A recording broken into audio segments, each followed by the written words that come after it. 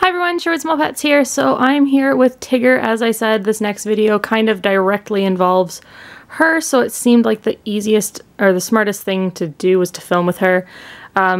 This is a makeshift playground because her tank's bigger than this. However, it's the only way to really get decent lighting with her because if she's in her house during the day, she's like, or in her tank, she's asleep. And this just seemed like the easiest way to do it. Of course, she's going to make me anxious about constantly trying to probably get away or outsmart the system, but like she's doing right now. She's so smart, it drives me nuts. Anyway, today we're going to be talking about a subject that is something that's been weighing on me for about a year. I'm going to try to be as succinct as I can. It's a quick disclaimer. I'm not coming for any specific rescue. I'm not attacking Piggles because I know people are going to be like, but you work with Piggles. And I'll be like, yeah, I know, this isn't about that. It's going to become pretty obvious. This is mostly about rescues that deal with multiple species, multiple types of animals, and we're going to be talking mostly about very small pets, like hamsters. I'm talking smaller than guinea pigs, okay? She's going to make this very difficult for me. Hold on. Okay, so we're going to try filming this here because she's very a mix between awake and just wanting to nap. So I'm hoping maybe she'll just do her thing in here and I'll be able to film it and you guys will be able to see her. If you can't, well, sorry, but you know, I can only try. Oh, snacks. Those are Gerber Puffs, by the way. Super cheap hamster snack. She hasn't touched those in like 3 days, and now she's apparently decided she's pouching. This is the first she's pouched anything. Guys, sorry, this is so exciting. She's finally pouching. Proud hamster mom right there. Oh, that's amazing. Anyway, sorry. So we're going to start talking. She's eating her mix. That's baby food and her mush and the blocks, the lab blocks. It's mushed together to get her to eat them because she's being a dick. Anyway, this is about my frustrations with the way that shelters go about adopting out small pets, particularly the small pets. So I'm not talking like guinea pigs. I'm talking like hamsters. I think the whole system needs an overhaul, but today I'm going to be specific. We're going to talk about like the tiny little ones, the ones with the short lifespans. I've had 2 experiences in the past year with shelters trying to adopt a hamster, where one I actually walked away from, and this one where I almost walked away. And that's very frustrating because I've had hamsters for almost a decade, and if someone with my experience, and this is not me tooting my own horn, but if someone with my experience and my background with working with rescues can't adopt a hamster, then there's something wrong with the system. And it's not just been me. I've had friends that have been turned down for demented reasons. And I just thought it was time to kind of have a chit chat. Oh my God, she's pouching. Oh my God, this is like the best day. This is amazing. This is freaking thrilling. I'm so proud of my little nugget right now. Like I can't even describe it. I'm sorry for this break, but this is huge. This is the most I've seen her eat since she's come home. So this is massive. Anyway, I'm sorry. But yeah, I'm not going to get into the first long story. The first story, it's a long one. It's pointless. It's frustrating. But it started with me trying to adopt one hamster. That hamster mysteriously, quote, passed away the day I was supposed to go pick her up. And then ended with them trying to convince me to adopt a trio of male dwarf hamsters. And when I heard that they, quote, play fight as for fun, I was like, or no. And I was like, I can adopt one of the ones that gets picked on. And they were just like, and it was just a 2-week back and forth that ended with me walking away. Anyway, so that sucked. And then this situation where it took over a week to figure out if we could do transport, which is silly because these hamsters have been in the shelter since they were 3 weeks old. You should want them moved. Is she going to tunnel? She's like, F this, I'm out.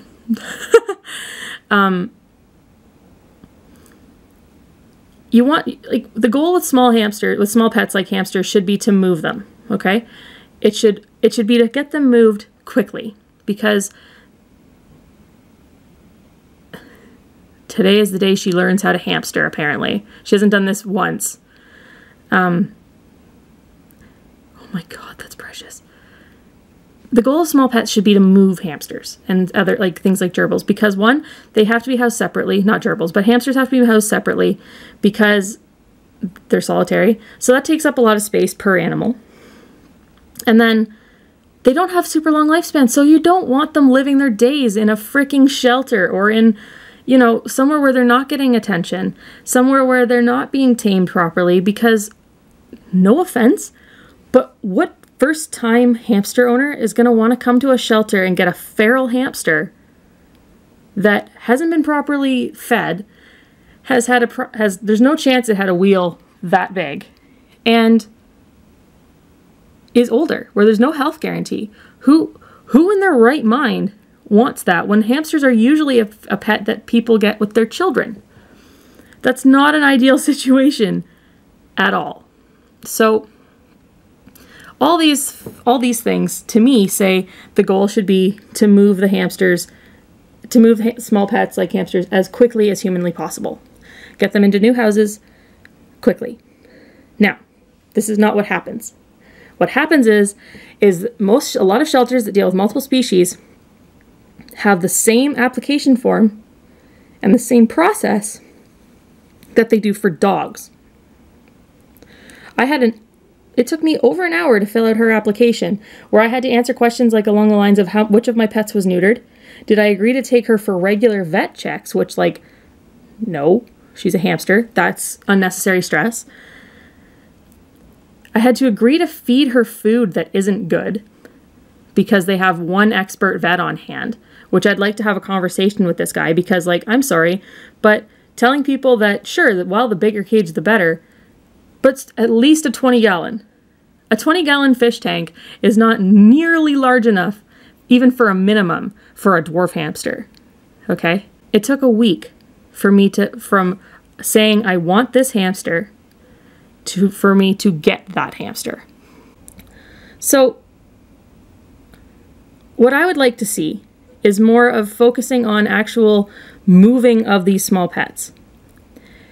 Do you still have to ask questions? Absolutely. But I feel like the best thing that you could do is when I went to adopt Esmeralda, you guys remember her, when we went to Ottawa, I called them the day that they got all those hamsters in, and I was like, yo, I know what happened. I'm aware. And all I'm asking is, what's your oldest or least adoptable hamster that you have from that? And I will come tomorrow from 4 hours away and get her or him. And they were like, really? And I was like, yeah. And they asked me, what cage do I have? Can I send a picture? And what food am I feeding? And will I agree not to breed her? That was it. And so I said, yeah, absolutely. I sent them a picture of my tank, and they were like, oh, that's awesome. I said, do you guys want to send me an application now? And they were like, no, you're good. Oh, okay. Because that's what matters with hamsters. What are they living in? What are you feeding them? And don't breed them. Those are the important questions that shelters should be asking about pets that have a limited lifespan. People in the rescue community need to swallow our pride and this idea that somehow they're better off in a shelter than with 3/4 of the people trying to adopt them. Because it's BS. Where'd you go? Is she actually going to make a nest now? It's like, guys, she's learned how to hamster in 15 minutes. I'm so proud of her right now. Because she's done nothing. That crater there, that's where she's been sleeping since she came home. No nest, no pouching. Anyway, that's a bit of a ramble, but whatever. What I'm saying here is that being in a crammed shelter or in a foster home where they're essentially lost in the system is not better than them being in their forever home, where they can be loved and given one-on-one attention every single day for the rest of their lives. You know? The fact that a person looking for a hamster with a lifespan of 2 years is going to a shelter before going to PetSmart, that to me is like more information than you're going to get from an application. That speaks more to their character than anything on an application. Because it's easier to go to PetSmart for a hamster. It's easier to go to Kijiji for a hamster.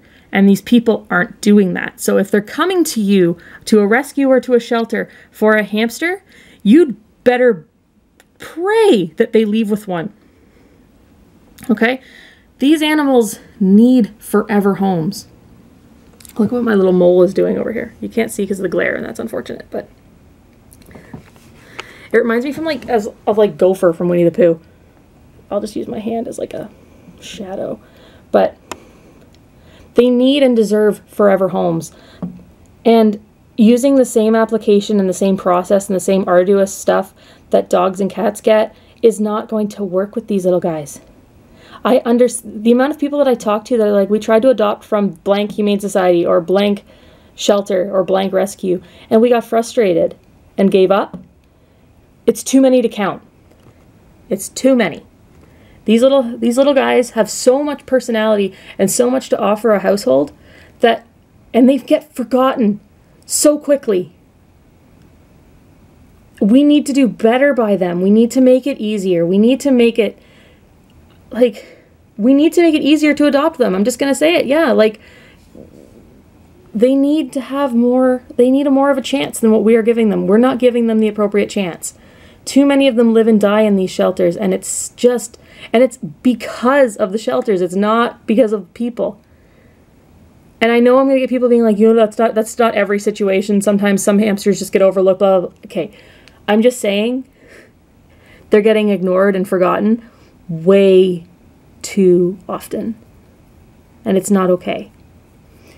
So the TLDR version of this, we need to make it easier to adopt hamsters and small pocket pets. We really do. The shelter system as a whole needs to be redone. We need to get off of our horses. We need to stop thinking that the only thing to do is, there's only one way to do everything, and the shelter community is the only community and everybody else is evil. We need to work with people who are actually experts in their fields, like ethical breeders, because they actually know the best way to look after these animals. So we need to form that bridge. I know we did a pretty good job of it with the guinea pig in the guinea pig community the last 2 years. We need to do it now with hamsters. We need to do better by them. That's the long and the short of it, folks.